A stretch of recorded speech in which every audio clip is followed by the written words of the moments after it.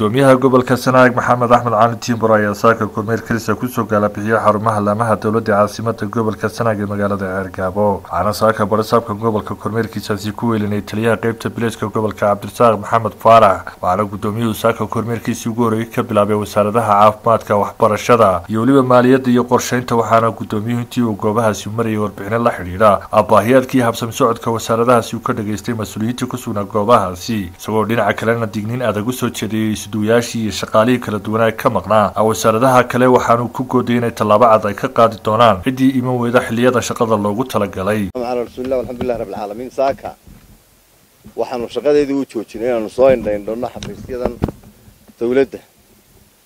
runtii way jireen rag badan oo howlgar oo xafiiskoodii shaqadii sidii loogu talagalay u socotay iyo qaar qufulinba waanu ku tagnay. isu duwayaasha shaqaaluhu ma shaqeynayo haddaan isu dugu goobjoog ahayn meesha joogin. xafiisyada qaar waxay ugu saynan karaaniyadii iyo adeegaad ugu tagaysa. waa dhibaatooyin gobolka haysta. isu duwihii shaqaysan waayaa dee risaalayaashan keeno ilaanu shaqadan kari maayo. taasaa ka wanaagsan, waayo wuxuu qaadanaya waa xaaraan. waxaanu uga digaynaa isu duwayaasha 8 subaxnimo inta ka horeysa in xafiiskiisa laga helo. ninkii laga waayo Soomaalidu hadda waa calaacal ana la jeediyay reebel baan ahayo waxaasina kala saari mayso.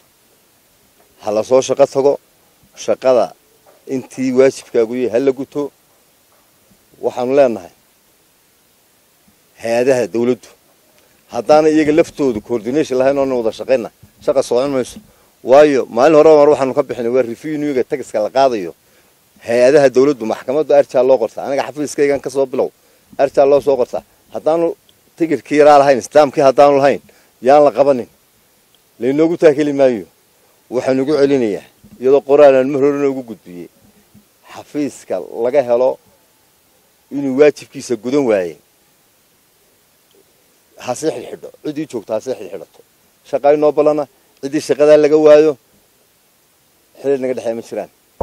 halkaasi ka hadlay taliyaha qaybta bileeska gobolka Sanaag Gaashaan Nasr Cabdirasaaq Maxamed Faarax oo dhinaciisa ku dheeraaday waajibaadka ciidanka bileeska iyo sida ay u sugayaan amniga, isagoo dhinaca kalena waa mid ka soo saaray baabuurta bilaataarikada ugu muhiimsan ee aanu daba joognay kulay wasaaradda ku daba joognay iyo booliska waxa ka dalaantay ilaalada cashuuraha gaadiidka sharci la'aanta ku joogay.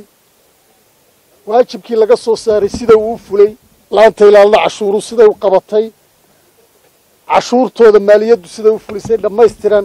hawshaasina meel wanaagsan bay maraysaa. haddana waxaanu ku celinaynaa wadayaasha, hantiilayaasha, wasaaradda maaliyadda, laanta ilaalada cashuuraha iyo booliska dhammaantii inaan lagu wadan karin magaalada Ceergaabo gaari aan lahayn astaantii dawliga ahayd oo bileedkii Somaliland aan lahayn, inaanu ku dhex soconayn laguna dhex wadanayn.